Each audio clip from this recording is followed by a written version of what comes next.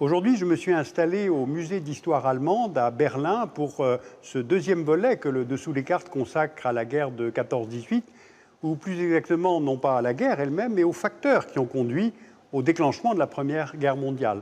On a vu que les rivalités entre les nations européennes étaient très profondes sur le plan politique, économique, commercial, maritime, colonial.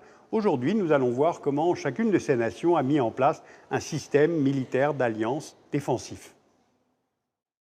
Voici l'Europe en 1871, c'est-à-dire au lendemain de la victoire de la Prusse sur la France et de la proclamation de l'Empire allemand dans la Galerie des Glaces à Versailles. La France a perdu l'Alsace-Lorraine et le chancelier Bismarck cherche à protéger le nouvel État allemand d'une possible revanche de la France. Pour cela, il se rapproche de son ancien adversaire, l'Autriche-Hongrie, et en 1873, l'Allemagne signe un premier accord international dit Entente des trois empereurs avec l'Autriche-Hongrie et la Russie. En 1882, une nouvelle alliance voit le jour, intégrant l'Italie mais excluant cette fois la Russie, car les ambitions et les manœuvres de Saint-Pétersbourg dans les Balkans, tout comme ses visées sur les détroits turcs, sont en opposition avec les intérêts de Vienne. La position de l'Italie, qui participe à cette triple alliance, est ambiguë. D'une part, Rome s'oppose à Vienne à propos des terres dites irrédentes que sont le Trentin, la Vénétie julienne et la Dalmatie, mais d'autre part, l'Italie dépend financièrement de la France, puisque la bourse française détient 60% de sa dette extérieure. En 1902, les deux pays signent un accord secret qui prévoit la neutralité de l'Italie en cas d'attaque allemande sur la France. Et en 1914, lorsque la guerre éclatera, l'Italie décidera de rester neutre, du moins dans un premier temps. La formation de cette triple alliance entraîne la formation d'un second bloc opposé. En 1907, nous voici avec la triple entente. Le Royaume-Uni et la France ont signé un accord, auquel est venue s'adjoindre la Russie, car Londres s'inquiète de la montée en puissance de la flotte de guerre allemande sous l'impulsion de l'amiral Alfred von Tirpitz. À la veille de la guerre, l'Angleterre dispose de 31 dreadnoughts, cuirassés dont la puissance surpasse alors tous les autres navires de guerre. L'Allemagne en a 20, la France 7, l'Autriche-Hongrie 4, la Russie 4. Voici donc ces deux systèmes d'alliance qui se font face en Europe en 1914. D'un côté, la triple alliance, à laquelle on peut associer l'Empire ottoman, allié de l'Empire allemand dont il dépend financièrement, mais aussi la Roumanie, la Bulgarie, qui se sentent menacés par les visées russes en direction des détroits turcs, et puis de l'autre côté la triple entente, à laquelle on peut associer la Serbie, un pays slave protégé par la puissance russe. Cette configuration d'alliance se double d'une course aux armements. Entre 1870 et 1914, les dépenses militaires des puissances européennes ont augmenté de 300%. Et en août 14, lorsque la guerre éclate, le nombre de soldats et de réservistes s'élève dans la triple entente à près de 11 millions d'hommes et dans la triple alliance à près de 9 millions d'hommes. La France et l'Allemagne élaborent aussi des plans militaires. Côté allemand, c'est le plan Schlieffen, formulé en 1905, puis adapté jusqu'en 1914, et ce plan mise sur une mobilisation très lente de la Russie, du fait de son étendue géographique et de l'insuffisance de ses infrastructures de transport. C'est pourquoi il prévoit une concentration des forces allemandes sur le front ouest pour une attaque rapide contre la France, en violant la neutralité de la Belgique et du Luxembourg. Ceci dans le but de neutraliser au plus vite l'armée française et de pouvoir ensuite se retourner contre la Russie. Au contraire, le plan français, dit plan 17, conçu en 1913, prévoit de concentrer les troupes françaises à l'est afin de bloquer les troupes allemandes et de récupérer l'Alsace-Lorraine. Il compte sur une attaque allemande rapide contre la Russie et ne prend pas en compte l'hypothèse d'un assaut contre la France passant par la Belgique. Ces deux plans commencent à être mis en œuvre, tandis que les tensions montent entre la France et l'Allemagne du fait des rivalités coloniales, notamment sur le dossier marocain. Alors que se passe-t-il ? En 1905, le sultanat du Maroc est l'un des derniers territoires d'Afrique du Nord qui n'est pas sous domination européenne. La France envisage d'y établir un protectorat, mais l'Allemagne refuse la perte de ce marché colonial et des enjeux commerciaux et douaniers qui s'y rattachent. En somme, elle veut avoir sa part de conquête coloniale. Eh bien, cela débouche sur une première crise cette même année, lorsque Guillaume II visite Tanger, y rencontre le sultan Abdelaziz et il déclare que le Maroc doit rester libre et indépendant et qu'il est prêt à entrer en guerre si la France ne renonce pas à ses ambitions marocaines. Une autre crise a lieu encore en 1911 lorsque l'Allemagne envoie la canonnière SMS Panther dans la baie d'Agadir.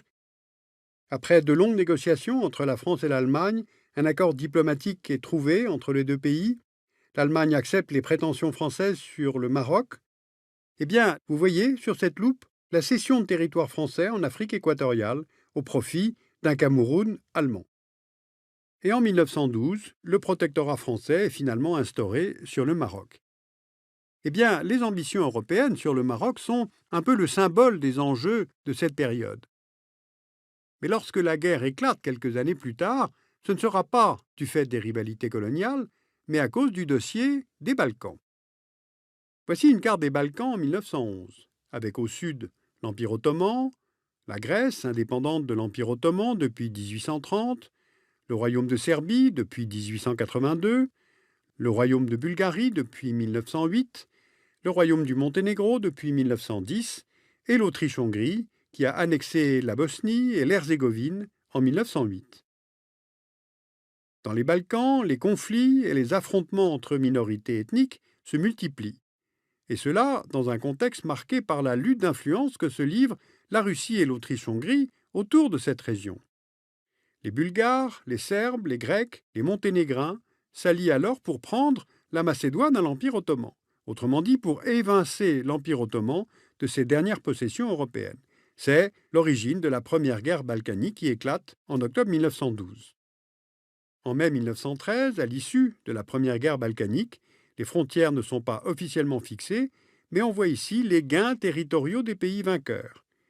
Et de plus, les frontières d'un nouveau pays, l'Albanie, sont tracées, mais son territoire est occupé par les Monténégrins, les Serbes et les Grecs. En somme, l'Empire ottoman perd la majeure partie de ses territoires européens. Mais le partage des terres conquises entre les vainqueurs est difficile, en particulier le partage de la Macédoine revendiqué par une Bulgarie qui s'estime lésée. Une deuxième guerre balkanique éclate en juin 1913 contre la Bulgarie cette fois. Les Bulgares se retrouvent seuls contre leurs anciens alliés, serbes, grecs, mais aussi la Roumanie et l'Empire ottoman, coalisés. En août 1913, à l'issue de la deuxième guerre balkanique, on voit les gains territoriaux. La Bulgarie, défaite, doit laisser la Grèce et la Serbie se partager une grande partie de la Macédoine. La Serbie, sortie vainqueur des deux guerres balkaniques, devient la première puissance régionale des Balkans. En somme, si je résume, ce qui est évidemment impossible, on a des conflits entre États récents, des conflits entre empires finissants, des conflits de minorités et des nationalismes. Ainsi, les Balkans concentrent tous les éléments de tension non maîtrisables. Et de fait, c'est dans ce contexte qu'intervient l'attentat de Sarajevo, le 28 juin 1914, dont le mobile se fonde sur tous ces facteurs de tension. L'héritier du trône d'Autriche-Hongrie, l'archiduc François Ferdinand, est assassiné avec son épouse par un Serbe de Bosnie, opposé à l'occupation autrichienne. L'Empire austro-hongrois met en cause la Serbie, lui adresse un ultimatum avec l'assentiment d'Allemagne. Cet ultimatum, en 10 points, exige notamment la participation des Autrichiens à l'enquête, ce qui est considéré par Belgrade comme une incursion dans les affaires intérieures du pays. Donc les Serbes rejettent l'ultimatum. Le 28 juillet, l'Autriche-Hongrie déclare donc la guerre à la Serbie. Le 30 juillet, la Russie, alliée de la Serbie, déclare la guerre à l'Autriche-Hongrie. Le mécanisme des alliances, triple entente, triple alliance que nous avons décrit plus haut, se met alors en route. Le 1er août, l'Allemagne déclare la guerre à la Russie. La France, qui vient de perdre le pacifiste Jaurès, assassiné comme un symbole le 31 juillet par un déséquilibré, réagit en mobilisant ses troupes pour défendre la Russie. Le 3 août, l'Allemagne déclare la guerre à la France, puis envahit la Belgique, restée neutre, en application du plan Schlieffen. Eh bien, c'est un casus belli pour le Royaume-Uni, qui déclare alors la guerre à l'Allemagne le 4 août. La Première Guerre mondiale a donc commencé. Ce premier conflit mondial a donc ouvert sur la formation de la première république parlementaire en Allemagne, l'arrivée de Lénine au pouvoir à Moscou, la création de l'URSS, la naissance des deux grands totalitarismes que sont le stalinisme et le nazisme. Et d'ailleurs, on peut noter que les commémorations autour de 1914 sont beaucoup plus importantes et nombreuses en France qu'en Allemagne, qui semble comme plus préoccupée de savoir encore aujourd'hui le mal qu'a pu faire le nazisme et en Allemagne et en Europe, que convaincu de la nécessité de se pencher à nouveau, une fois encore, sur la guerre de 14-18. Vous pouvez lire La Première Guerre mondiale de John Keegan, vous pouvez lire Les Relations internationales de 1871 à 1914 de Pierre Milza aux éditions Armand Collin sur les facteurs qui conduisent à la guerre. Et puis Christopher Clark publie chez DVA en langue allemande et chez Flammarion le livre Les Somnambules, comment l'Europe a marché vers la guerre. Et puis je voulais vous signaler qu'une exposition intitulée Été 14, les derniers jours de l'Ancien Monde se tiendra à la BNF du 25 mars au 3 août 2014.